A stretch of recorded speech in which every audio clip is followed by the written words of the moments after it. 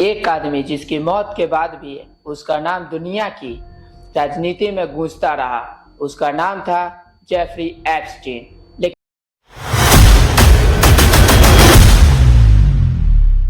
लेकिन आज हम सनसनी नहीं फैलाएंगे, आज हम सिर्फ दस्तावेज के आधार पर समझने की कोशिश करेंगे कि एप्स्टीन फाइल आखिर है क्या और भारत की संसद में इसका जिक्र क्यों हुआ। सबसे पहले पृष्ठभूमि समझते हैं।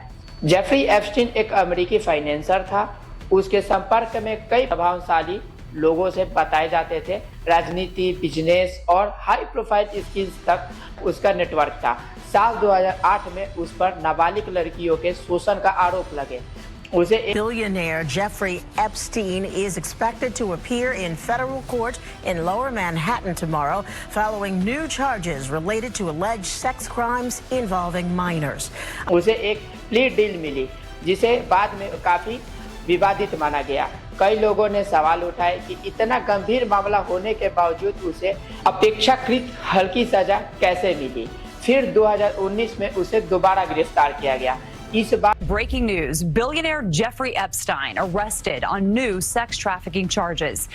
इस बार सांघीय स्तर पर सेक्स ट्रैफिकिंग के आरोप लगे, लेकिन ट्रायल शुरू होने से पहले ही जेल में उसकी मौत हो गई। Some breaking news right now. Disgraced financier Jeffrey Epstein has taken his own life while he was behind bars here in New York City. Epstein was यहीं से शुरू होता है एप्स्टीन का असली विवाद, क्योंकि आरोपी की मौत हो गई, लेकिन उसके दस्तावेज, उसके संपर्क, उसके फ्लाइट लॉग्स और ईमेल रिकॉर्ड जिंदा रहे। क्योंकि कोई भी आदमी आज अगर मर जा रहा है तो उसका तो ये सब रिकॉर्ड जारी रह रहा है। तो और यहीं से सामने आया शब्द Epstein file.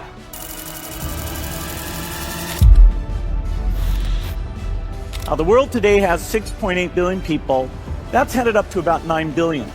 Now, if we do a really great job on new vaccines, healthcare, reproductive health services, we could lower that by perhaps 10 or 15%. अब एक बहुत जरूरी बात स्पष्ट कर दे कि एप्स्टीन फाइल कोई एक गुप्त सूची नहीं है या कोई कोर्ट दस्तावेज नहीं है। गवाहों के बयानों, शपथ पत्रों, ईमेल रिकॉर्ड्स और फ्लाइट लॉग्स का संग्रह है जो अलग अलग मुकदमों और कानूनी प्रक्रियाओं के दौरान सामने आए।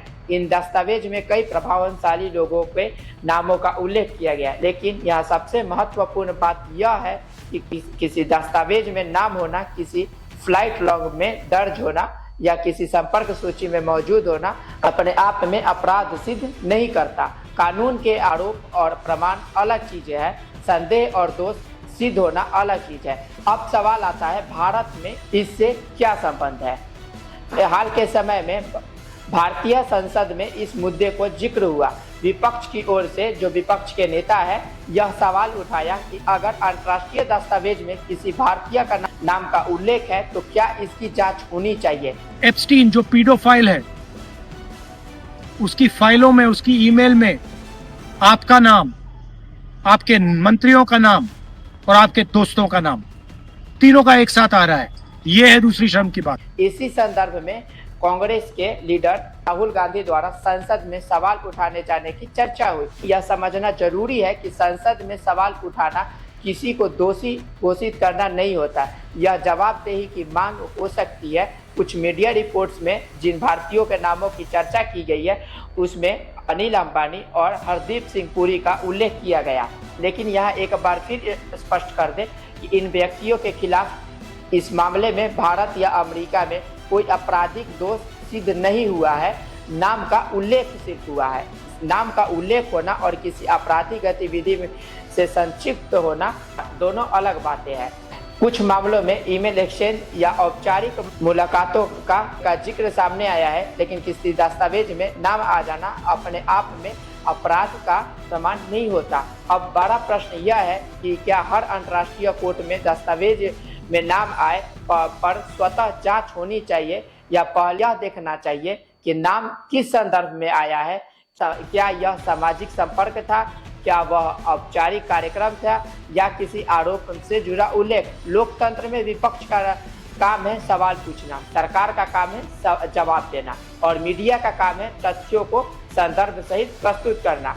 लेकिन जनता का काम क्या है, तथ्य और नैरेटिव के बीच का फर्क समझना। एप्स्टीन का मामला एक गंभीर औपचारिक मामला था जो अमेरिका न्याय प्रणाली के तहत चला। उसके दस्तावेज या सार्वजनिक होना महत्वपूर्ण नहीं है, लेकिन हर नाम को संदर्भ से काट कर देखना भ्रम पैदा कर सकता है। आज तक उपलब्ध सार्वजनिक जानकारी के आधार पर किसी भारतीय व्यक्ति के खिलाफ इस मामले में कोई आपराधिक दोष सिद्ध नहीं हुआ है। इसलिए इस पूरे मुद्दे को दो हिस्सों में देखना चाहिए। पहला, पारदर्शिता की मांग, दूसरा, प्रमाण की आवश्यकता।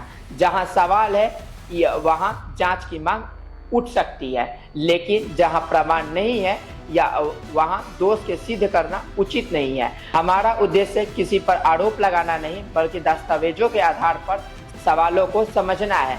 क्या यह राजनीतिक बहस है, क्या यह पारदर्शिता की मांग है, या दोनों का मिश्रण? निर्णय आपका है। हम तथ्य रखेंगे, आप बोलिएगा, और जब तक सवाल है बहस जारी होगी।